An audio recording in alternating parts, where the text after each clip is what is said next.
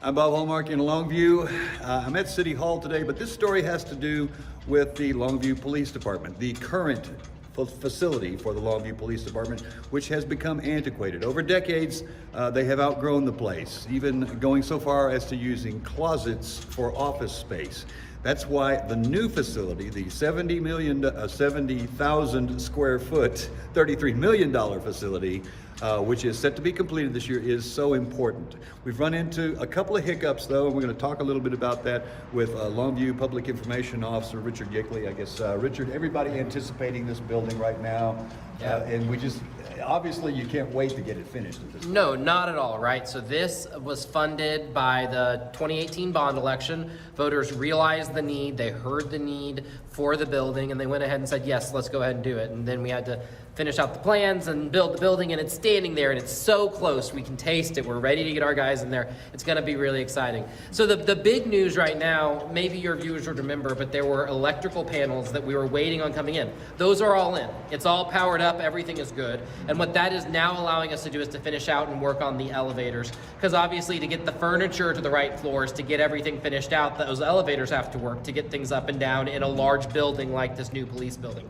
So panels are in, elevators are being worked on, and then once that happens, they'll be able to get everything where it needs to go in the building, and hopefully we can get this thing opened up. All right, you did hear him right. He said elevators. If you haven't seen this building yet, you'll understand why he says that, because it is a massive building. You can see it from several blocks away, and it does have several floors on it. And the reason for that is very simple, is because we want all of our departments to be self-contained in one building over there. Yeah, that's right. But the other thing that they've done is that they planned it to be a building to last the department for decades to come, right? So even when it gets opened, the department isn't planning on using all the rooms immediately. It's gonna have some space for the department to probably grow as the city continues to grow.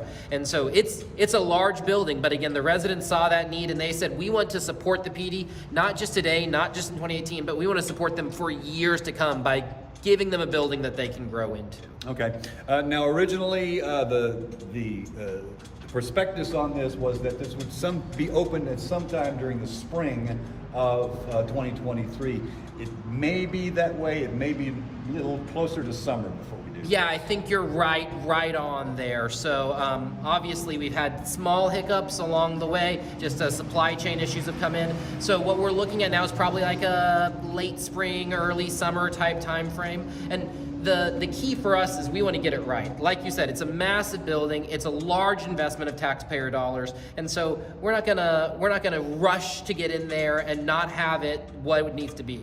Right now, they're doing all those finishing things. They're doing the tile. They're putting in the cabinets. Like if you can walk around inside in there, it's really starting to feel like a building. So it's just, I feel like we're in those last stretch right now. We just got to finish up those final pieces, and then we'll be able to get the guys in there. Now, you mentioned something. We're going to talk about that for just a second. There were some challenges along the way here. Once this 2018 bond was approved, we didn't anticipate that there would be problems with the supply chain. That threw us a couple of curveballs here. Talk a little bit about, I mean, there was a challenge there to try to get around those kind of things. Well, those panels that I talked about were a great example of those. So those were panels that we needed to have the electricity in the whole building in order to do everything that we need to do in the building. And, you know, we were told that they were on back order for months and months. And, you know, shout out to our Public Works Department. They were able to kind of come up with a part-time solution to get everything kind of working. And then they were able to, when those supplies actually came in, finish it out appropriately. So it's just kind of, they've had to respond, you know, as an item here or an item there. There was an issue with tile. We chose a tile and it wasn't fully in stock, and so it's months pushed, and so you have to change your tile plans. The people who are building a home right now understand this, right? It's not always easy to get everything you need, but they've done a great job. We're still basically on the right time schedule, and we're just excited to open it up and get the police department in there. Yeah, and that's the big thing here, is it's not a matter of if it gets done, it's just a matter of when it gets done. We know it's going to be at completion. Oh, absolutely, yeah. I mean, again, this year, late spring, early summer, we'll get in there, and then later we'll get to renovating that current building, right? And more city employees will be able to move here right next to City Hall in that current building. Like, that's the next project. And so we got to get the PD over into their new building, and then there's more work to be done. Okay, all right. Hey, Richard, thanks. Appreciate it. Okay. No problem. All right, and we'll have more on this story tonight on KLTV 7 News for KLTV WebXtra. I'm Bob Hallmark.